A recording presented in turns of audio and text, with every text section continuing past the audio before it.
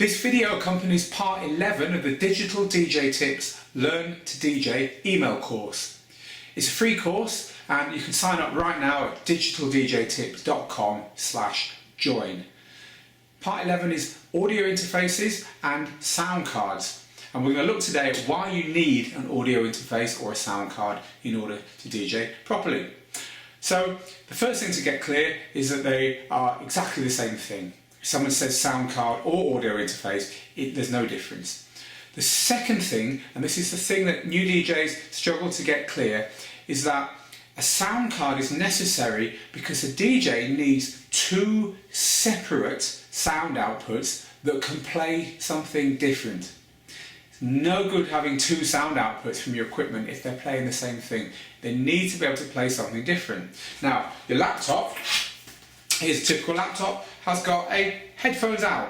Great, but that's only one sound output. So you've plugged your headphones in. Where are you going to plug your loudspeakers in? Remember, they need to be able to play two different things. Well, a normal computer can't do it. So you need a sound card or an audio interface. Now, the good news is that most modern gear, here is a Newmark N4 DJ controller, has already got a sound interface built in. And you can tell if a controller has got a sound interface built in, really simply look for a headphones socket. If it has a headphone socket on it, then it's got a sound interface built in. How do you know that? Well, if you look on the back of it, any controller that has a headphone socket will also have outputs. And these outputs go to your speakers. So this DJ controller can plug in a set of speakers and a pair of headphones. In other words, it's got a sound card built into it. If your DJ controller does not have those things, it doesn't have a headphones input and it doesn't have any sound outputs on the back, then it has not got an audio interface built in. So in those circumstances, you need a separate audio interface. And this is a typical audio interface. This is the Audio 4 from Native Instruments, which has actually been superseded by the Audio 6, but does the same thing. And these have exactly the same bits on that I've just shown you. This one has a headphones output there, and on the back it has various sound outputs for your speakers and stuff. So as long as you've got somewhere to plug your headphones in and your speaker, then you're going to be alright. The next problem people have is getting something different to come out of the headphones as the loudspeakers. It's one of the #1 support emails that we receive here at Digital DJ Tips, and it can be tricky. The reason it can be tricky is there's a couple of things you need to get right. Now, think about when you buy a new printer for your computer. Quite often you need to install drivers which tell the computer how to work with the printer. Sometimes you don't, quite often you do. It's exactly the same with sound interfaces, and just because you have a DJ controller and it comes with its own software doesn't mean you don't have to install a driver. Quite often you do. With Windows PCs, nearly always you do.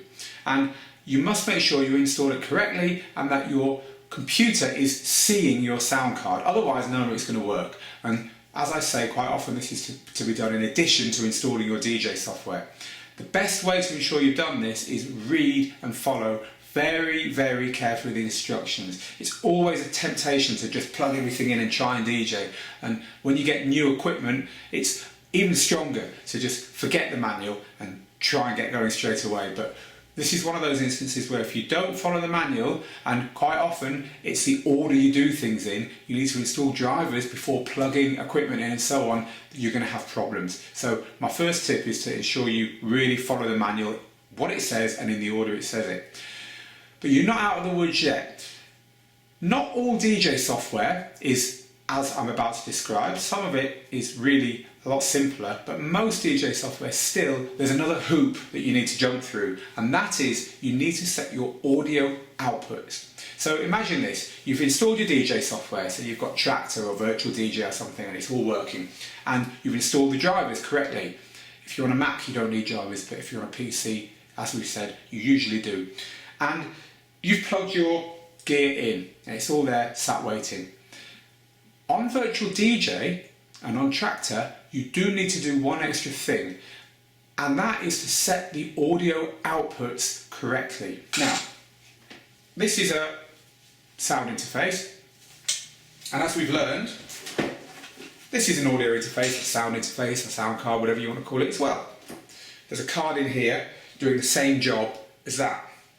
And both of these things have got a headphones output and a speakers output. But your computer doesn't know what sound to send to each of those outputs. It doesn't know what you want to be sent to the headphones output and what you want to be sent to the speakers output. You have to tell it. The place you tell your computer how to route the sound is in the preferences or the configuration page or menu of your DJ software. You need to find two things. You need to find a master output or a speakers output, and you need to find a monitor output or a cue output. Master or speakers, monitor or cue. And you need to set it so that the right sound is coming out of the speakers and the right sound is coming out of the headphones. Now, the way this happens on your individual controller and with your individual software depends upon both of those things. Again, it's well worth reading the instructions to ensure that you set it correctly. But if you have got the same thing coming out of your headphones as your speakers, that, assuming you've installed the drivers correctly, is nearly always the issue. So there's our roundup of audio interfaces and sound cards. This is the one issue that trips most people up, and if you're struggling, go back to the quick start guide. Another good place to look is the forum for either your software or your hardware, because there will be lots of other people trying to get it working correctly. Please let me assure you of that. It's one of our #1 support calls. And if you're still struggling after that, well, the best thing to do is reinstall the drivers and follow everything from scratch. Reinstall the software as well if you have to, but follow the instructions in the order that they were given to you in your quick start guide.